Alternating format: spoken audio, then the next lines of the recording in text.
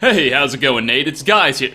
Oops, one moment. Hey, how's it going, guys? It's Nate here. And Skyrim certainly isn't a tiny game. No, with thousands of items, hundreds of characters, and dozens of quests, The Elder Scrolls V gives players quite a lot of ways to spend their time and stay occupied. But Skyrim is approaching its 7th anniversary. Heck, even its re-releases are getting a bit old. And perhaps after all this time, one may finally be beginning to think that they've done all they can in this frozen world. Acquired every piece of armor, became Thane of every hold, and cleared every dungeon. Well, we're back again today to assure you that there's still more to do, hopefully, in this dragon-filled province of Tamriel. So sit back and relax as we dive into 5 more things you probably didn't know you could do in The Elder Scrolls V Skyrim.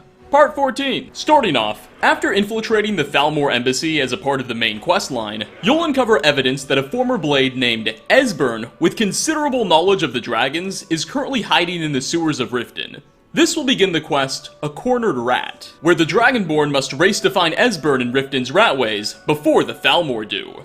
The man will ultimately be held up behind what can only be described as a heavily locked and armored door in the Warrens, a specific section of Riften's sewers mostly inhabited by criminals and misfits hiding from society. You'll have to convince Esbern to open up and escape Riften with him in order to complete the quest. Now, the funny thing here that you may not know is that you can actually come down to Esbern's hideaway before you're given the quest to do so. If you do this and interact with the door, Esbern himself will even holler at the player from behind it, briefly sliding open an eye slot and demanding you go away with some otherwise unique dialogue. I'm not opening this door, so you might as well leave me alone. I'm very dangerous. Don't make me come out there and hurt you. If my friends find out you've been bothering me, you'll be very sorry. Go away! Next on our list, the Stormcall Dragon Shout can be used to summon a powerful, well, storm to the player's location, with vicious lightning strikes that'll target nearby NPCs. It's especially useful in areas with large numbers of hostiles, such as bandit or forsworn camps, and I personally consider it to be one of my favorite shouts in the game. Though I'd also recommend not using it in cities or near too many friendly NPCs, as the lightning will attack all characters in the nearby vicinity, not discriminating between friend and foe. Not even Lydia will be safe from this one. However, did you know you can use this power to actually change the weather and color scheme of the Soul Cairn as well? That's right, for whatever reason, Bethesda allows the player to use the Stormcall Shout in this gloomy plane of oblivion to make it rain and thunder something fierce. Oddly enough, you'll only be able to use the first word of the shout, and not the other two if you have them unlocked. But I thought it was especially cool due to the way it forces the location to lose its otherwise 24/7 purple aura. It was pretty neat to explore this area when it had such a radically different atmosphere than what I'm normally used to.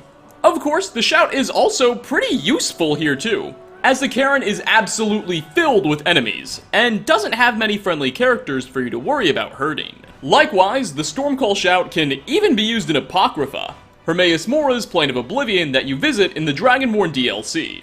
However, while Stormcall will still result in lightning striking from above, it won't come with any rain or clouds when you're there. But next time you're looking to give the Soul Cairn a new change in its look or climate, now you know that's a possibility. Coming at number 3, the Dark Brotherhood quest, With Friends Like These, begins shortly after the player assists a boy named Aventus Aurentino with taking out the evil and elderly head of his orphanage. You'll begin the quest by awaking in a dark, mysterious cabin, and then be informed by a masked woman named Astrid that you stole a contract from the Dark Brotherhood by killing Grelod, and she's captured you and brought the Dragonborn here to give you a chance to make up for it. Also in the building will be 3 tied up and hooded characters nearby a fireplace. Astrid will inform the player that one of these people has their own contract on them and needs to be killed, but won't tell the player who, and will ultimately force you to try and decide which person is the target and murder that person to death. Now, long story short, each of these NPCs has their own shady story and personality,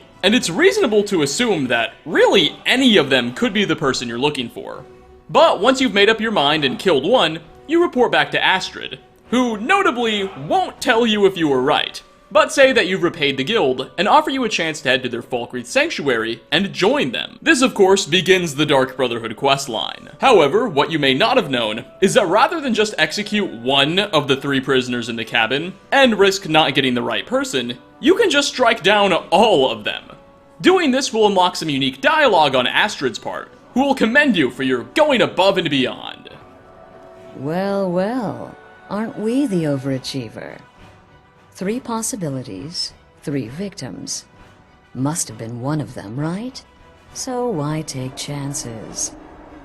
For 4th spot, water walking is an effect the player can receive after consuming the appropriate potions or equipping Azadol's Boots of Water Walking, a unique item in an ancient Nordic ruin on Solstheim. As you can probably guess, water walking allows the Dovahkiin to walk, or even sprint, on bodies of water. To be honest, while it's pretty novel and simply running on rivers is an excellent way to escape potential threats, you probably won't need to use such a power often. But I digress, it's still pretty cool. Anyway, it turns out the water walking effect doesn't just apply to water, but all liquid surfaces in the game. What this means is that with the right potions, or pair of boots, you can actually run across the seas of dark tentacles of Apocrypha, or even walk over lava in the couple of dungeons it can be found in as well.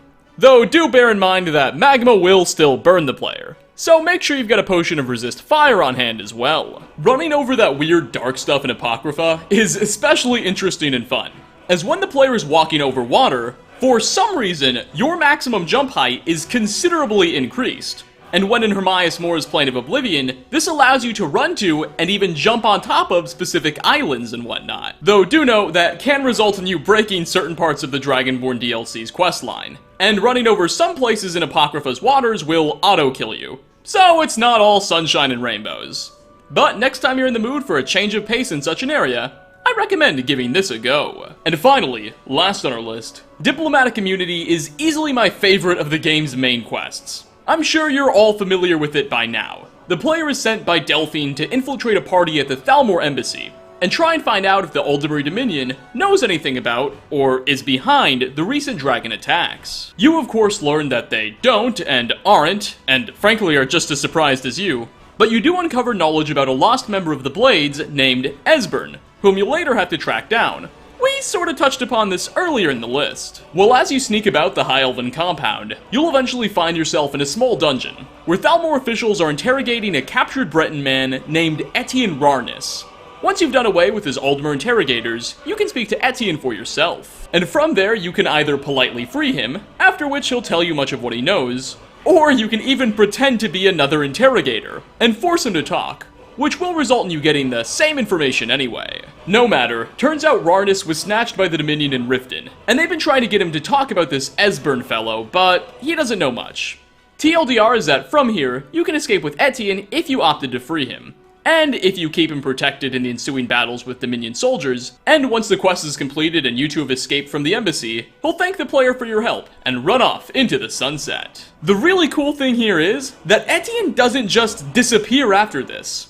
If the Dragonborn decides to join with the Thieves Guild later on in the game, and you did save Rarnis, you'll find him in the Ragged Flagon, specifically in the Cistern. Turns out he didn't just live in Riften, but was a member of the city's most influential faction. What gets even cooler is that depending on whether you chose to free him immediately, or pretended to be an interrogator at first, Etienne's dialogue with the player will change. If you did go the good guy route and were kind to Etienne and freed him instantly, he'll be extremely grateful and polite in the Cistern. But if you messed around and interrogated him a bit at first, he'll be a lot less gracious. Take a listen. Ah, you made it. Good to see you, my friend. I'll never forget how you saved my life from those Thalmor maniacs. Good to see you again, friend. So you made it out. Good for you. Don't expect me to thank you. I still remember what you did to me. Furthermore, if you are already a member of the Thieves Guild by the time you first meet Etienne in Diplomatic Immunity, he'll actually recognize you when chained up. Hey, haven't I seen you around the flagon? I never expected to see another guild brother down here. Though this is a bit odd, as Etienne isn't in the Thieves Guild sewers until after this quest has been completed. Perhaps this is in relation to some sort of cut content or something. Not really sure. Regardless, next time you come across this not-so-stealthy Breton in the embassy, keep in mind that your actions will have quite an impact on his life. And with that, we're going to wrap up. 5 more things you probably didn't know you could do in The Elder Scrolls V Skyrim Part 14. Thanks for stopping by, everybody. Which of what was shown off today did you find to be the coolest or most interesting? For me, it was definitely the Stormcall shout when inside of the Soul Cairn. Just seeing that place under such a different climate and atmosphere was really neat. And what secret activities or Easter eggs do you know of in Skyrim that I've yet to cover? Leave a comment down below. As always, like ratings are very much appreciated. Again, thanks for watching, and I hope to catch you all in my next video. Peace out, everyone.